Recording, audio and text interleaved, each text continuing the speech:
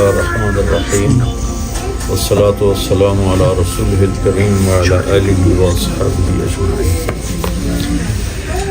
ہمارے نبی پاک صلی اللہ علیہ وسلم کی عمر اس وقت 35 سال تھی جب بیت اللہ کو بنانے کا نظام چلا۔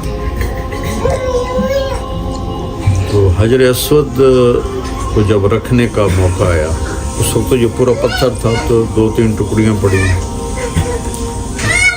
تو ہر قبیلے کے سردار کا دعویٰ یہ ہوگا کہ یہ پتھر میں رکھوں گا،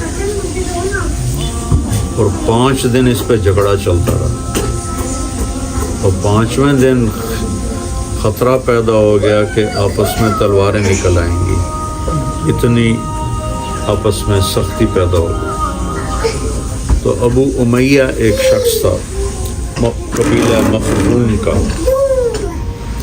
اس نے کہا بھائی ایسا کرو، صبح سارے بیٹھ جاؤ بیت اللہ کی دیوار کے پاس، سب سے پہلے جو حرم میں داخل ہوگا نا اس کو ہم اپنا قاضی مان لیں گے۔ تو سب کو یہ تجویز پسند آ گئی کہ ہاں یہ ٹھیک ہے۔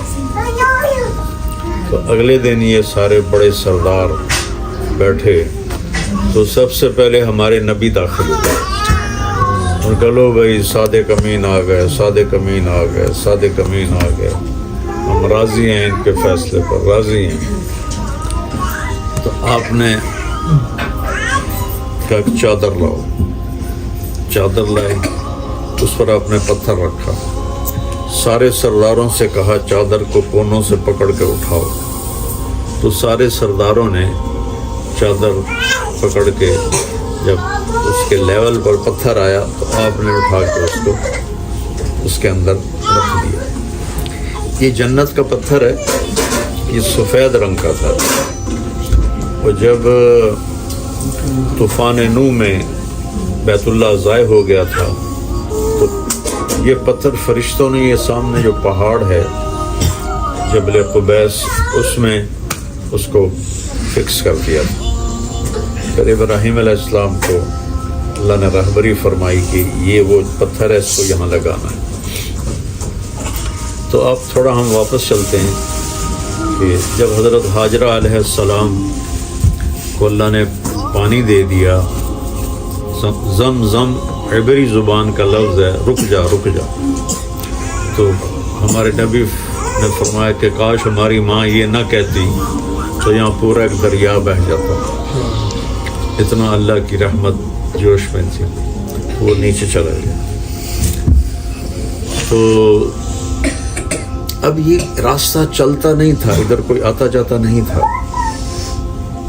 تو قبیلہ جرہم، یمن کا عرب قبیلہ، وہ کہیں دور سے گزر رہے تھے اور ان کو پانی کی طلب ہوئی، پانی ختم ہو گیا ان کا۔ تو ان کے سردار نے ان پہاڑوں پہ پرندوں کو اڑتے دیکھا، اس نے کہا میں یہاں کئی دفعہ گزرا ہوں، یہاں پرندے نہیں ہوتے، لگتا ہے یہاں پانی ہے جو پرندے اوپر اڑ رہے ہیں۔ انہوں نے ایک آدمی بھیجا، تو اس نے وہاں دیکھا کنواں نہیں، وہ چشمہ تھا، تو اس نے جا کے بتایا، تو وہ قبیلہ آ کے کہنے لگا بی بی اگر آپ اجازت دیں تو ہم یہاں آباد ہو جائیں۔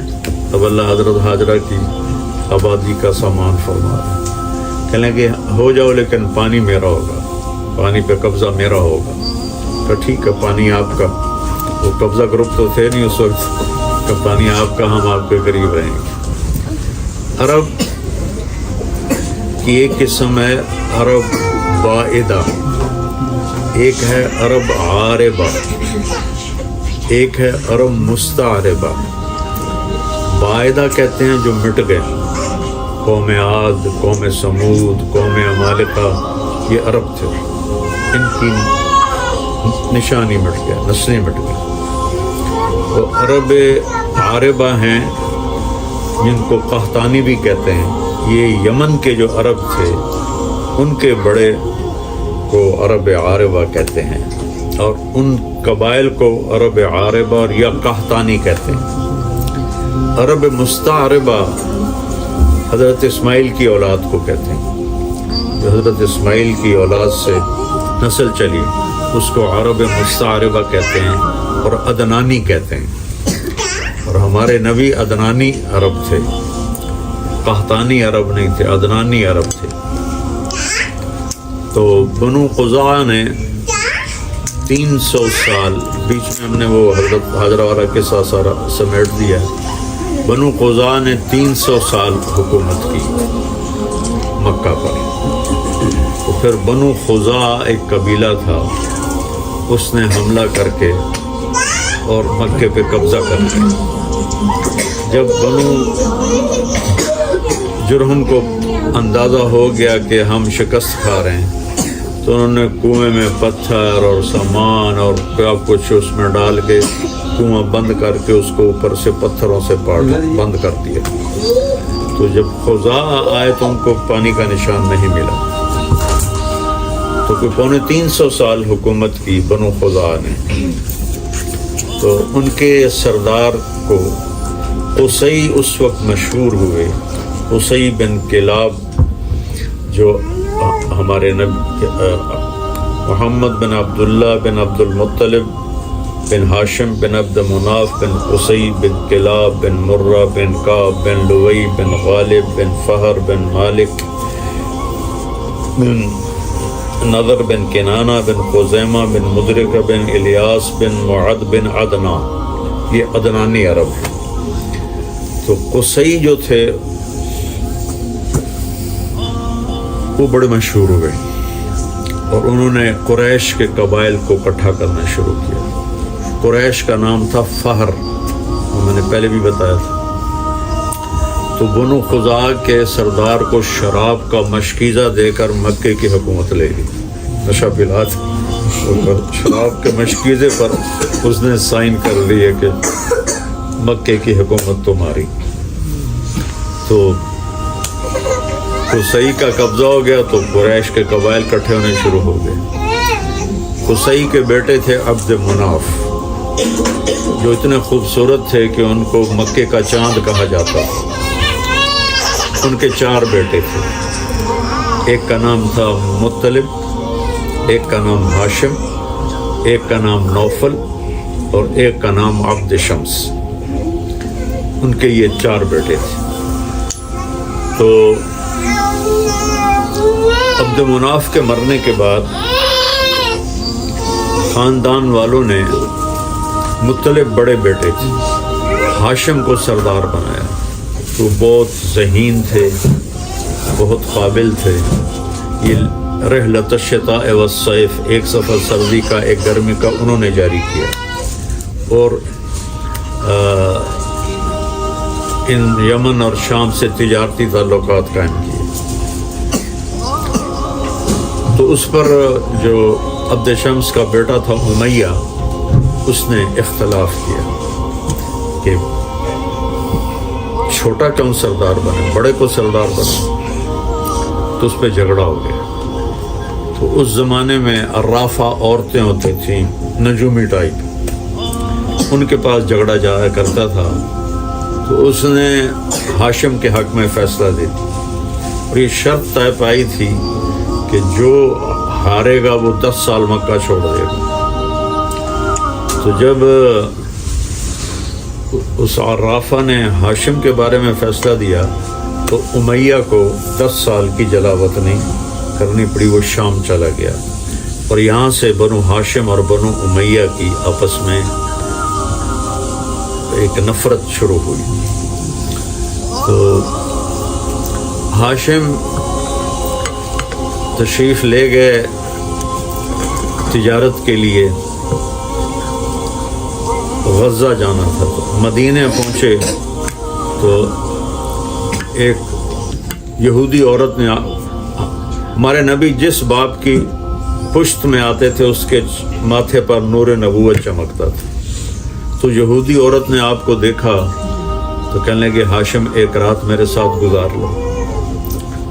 وہ کہنے لگے میں عزت دار آدمی ہوں، میں یہ گناہ کر سکتا ہوں۔ تو انہوں نے اگلے دن وہیں ایک سلمہ، ایک بنو نجار کی عورت تھی، اس سے شادی کر لی۔ تو تیسرے چوتھے دن اب بازار سے گزرے تو وہی عورت آگے سے آ رہی تھی. تو ہاشم نے کہا تم مجھ سے گناہ کی دعوت دے رہی تھی, شادی کر لوں. اس نے ایسے دیکھا اور کہا میں بھی شریف عورت ہوں, تیرے ماتھے پر نور نبوت تھا آخری نبی کا, میرے جی میں آئے میرے پیٹ میں آ جائے, پر وہ تو سلمہ کی قسمت میں تھا. تو یہاں سے تشریف لے گا غزہ جہاں آج کل جنگ ہو رہی, وہاں ان کا انتقال ہو گیا. تو ان کی قبر غزہ میں تھی, اب تو اس کا کوئی نشان نہیں ہوگا, لیکن ان کا انتقال 32 سال کی عمر میں ہوا غزہ میں. تو سلمہ سے ایک بیٹا پیدا ہوا, اس کے پیدائشی بال سفید تھے, تو اس نے اس کا نام رکھا شیبہ, سفید بالوں والا. اب مطلب جو بڑے بیٹے تھے وہ سردار بنے, لیکن ان کو پتہ نہیں تھا کہ ہاشم نے مدینے میں شادی کی اور اس سے کوئی بیٹا ہوا. ایک دن ایک مکے کا آدمی مدینے سے گزر رہا تھا, تو باہر میدان میں لڑکے تیر اندازی کر رہے تھے. تو صرف ایک لڑکے کا نشانہ وہ ٹارگٹ پر پہنچتا تھا, وہ کہتا خذھا انا بنو ہاشم, دیکھو میرا تیر اور میرا نشانہ, میں ہاشم کا بیٹا ہوں. اس کے کانوں میں بات پڑ گئی. تو وہ مکے پہنچا اور مطلب سے کہنے لگا ہاشم کی کوئی اولاد مکے میں مدینے میں ہے؟ کہنے لگے مجھے تو نہیں پتا. کہنے لگے میں نے یہ سنا ایک بچے کو کہتے ہوئے. تو انہوں نے وہیں اپنی اونٹنی کو اٹھایا اور بھاگم بھاگ مدینہ پہنچے. تو بالکل ہاشم کی تصویر تھے شیبہ. تو انہوں نے ان کی ماں سے جا کے درخواست کی کہ یہ بچہ ہماری نسل کا ہے, ہمیں دے دو. ماں نے انکار کر دیا کہ میرا بھی یہ ہے تو میں کیسے زندگی گزاروں. تو انہوں نے سلمہ کے بھائی سے بات کی کہ یہ آئندہ قریش کا سردار بنے گا, تو اپنی بہن کو سمجھاؤ, بہت بڑا نقصان ہو جائے گا اگر اس نے اس کو نہ دیا. پھر بھائی نے سمجھایا کہ یہ تو ہاشم کا بیٹا ہے, تو مکے کا سردار بنے گا. تو ماں نے اجازت دی تھی.